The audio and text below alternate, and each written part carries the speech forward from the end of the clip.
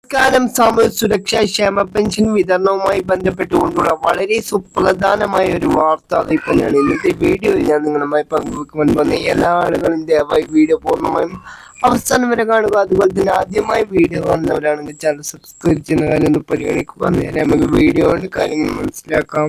സാമൂഹ്യ സുരക്ഷാ ക്ഷേമ പെൻഷൻ വിതരണവുമായി ബന്ധപ്പെട്ടുകൊണ്ട് മലപ്പുറം ജില്ലയിൽ നിന്നുകൊണ്ട് വളരെ ആശങ്കപരമായുള്ള വാർത്തകളാണ് ഇപ്പോൾ നിലവിൽ പുറത്തു വന്നുകൊണ്ടിരിക്കുന്നത്. മലപ്പുറം ജില്ലയിൽ ഇനി 35,498 പേർക്ക് അടുത്ത മാസം മുതലുള്ള പെൻഷൻ തുക ലഭിക്കുകയില്ല എന്നുള്ള റിപ്പോർട്ടുകളാണ് നിലവിൽ പുറത്തു വന്നുകൊണ്ടിരിക്കുന്നത്. ജില്ലയിൽ 5,31,420 പേരാണ് പെൻഷൻ തുക കൈപ്പറ്റുന്ന ആളുകൾ നിലവിലുണ്ടായിരുന്നത്.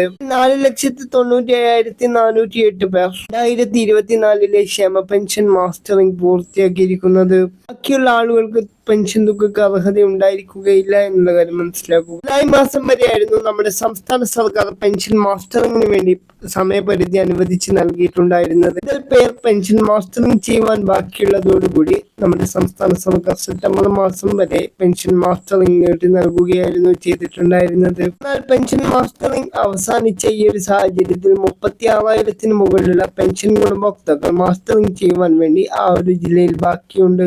സുരക്ഷാ പെൻഷനും അതുപോലെ തന്നെ ക്ഷേമനിധി ബോർഡ് പെൻഷനൊക്കെ കൈപ്പറ്റുന്ന പെൻഷൻ ഗുണഭോക്താക്കൾ ജീവിച്ചിരിക്കുന്നുണ്ട് എന്ന് സർക്കാരിന് ഉറപ്പുവരുത്തുന്നതിന് വേണ്ടിയാണ് വർഷാവർഷം ക്ഷേമ പെൻഷൻ മാസ്റ്ററിംഗ് ചെയ്യുന്നത്.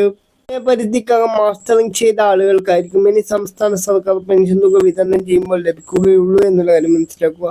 അതുപോലെ തന്നെ കഴിഞ്ഞ വർഷത്തെ പോലെ തന്നെ പെൻഷൻ മാസ്റ്ററിംഗ് ചെയ്യാത്ത പെൻഷൻ ഗുണഭോക്താക്കൾക്ക് 1-ാം തീയതി മുതൽ 20-ാം തീയതിക്കകം അവരുടെ മാസ്റ്ററിംഗ് പൂർത്തിയാക്കാവുന്നതാണ്. പെൻഷൻ വാർത്തകൾക്കും മറ്റു വാർത്തകളും ആദ്യമേ തന്നെ ലഭിക്കുന്നതിന് വേണ്ടി ദയവായി നമ്മുടെ ചാനൽ സബ്സ്ക്രൈബ് ചെയ്ത് കാത്തിരിക്കുക. പുതിയൊരു വാർത്താ വിശേഷവുമായി വീണ്ടും